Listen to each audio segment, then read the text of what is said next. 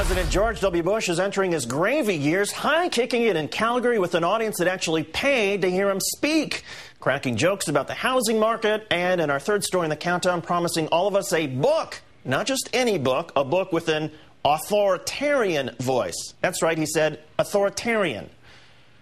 More on that in a second. In his first post-presidential speech yesterday, the former president did at least exhibit a great deal of respect for the current one, quoting, "I'm not going to spend my time criticizing him. There are plenty of critics in the arena. He deserves my silence." Mr. Bush said he wants Obama to succeed and, quote, "I think it is essential that he be helped in office." Of course, the former president doesn't really need to criticize President Obama when his former vice president does it with such relish, as Dick Cheney did 3 years ago, and not for the first time. So Mr. Bush was free to discuss other matters before the invitation-only crowd of 2,000 people who paid $3,100 a table.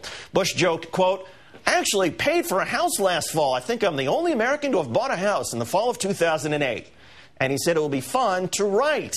His book, quote, is going to be the 12 toughest decisions I had to make. I'm going to put people in my place, so when the history of this administration is written, at least there's an authoritarian voice saying exactly what happened." Perhaps the former president meant authoritative voice, or maybe he meant exactly what he said. Let's call in Jim Moore, co-author of Bush's Brain, and now online at both HuffingtonPost.com and MoreThink.com. And Jim, thanks for your time tonight. Hi, David.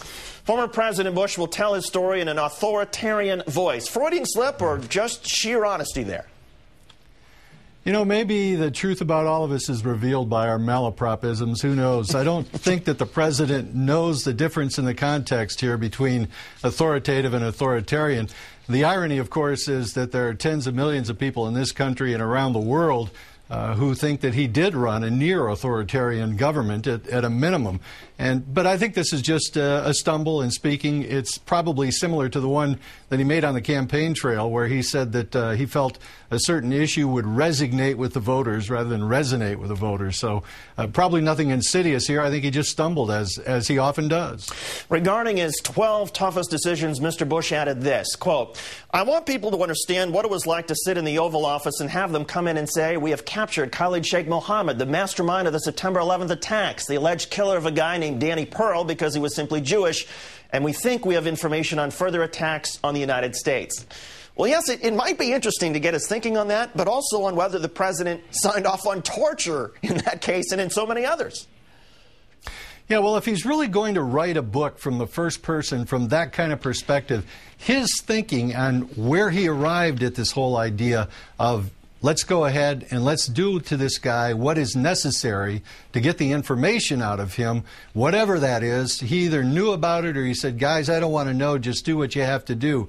If he were to write about that and reveal that story, he'd have a hell of a book. I don't think that's what's going to happen, even though he probably wants to write something that way. And how did he come up with 12? I mean, certainly many Bush decisions come to mind that he arguably handled very badly. We can assume then that he will try to defend some of his more contentious decisions when he says, put people in my place. Doesn't that sound a bit defensive?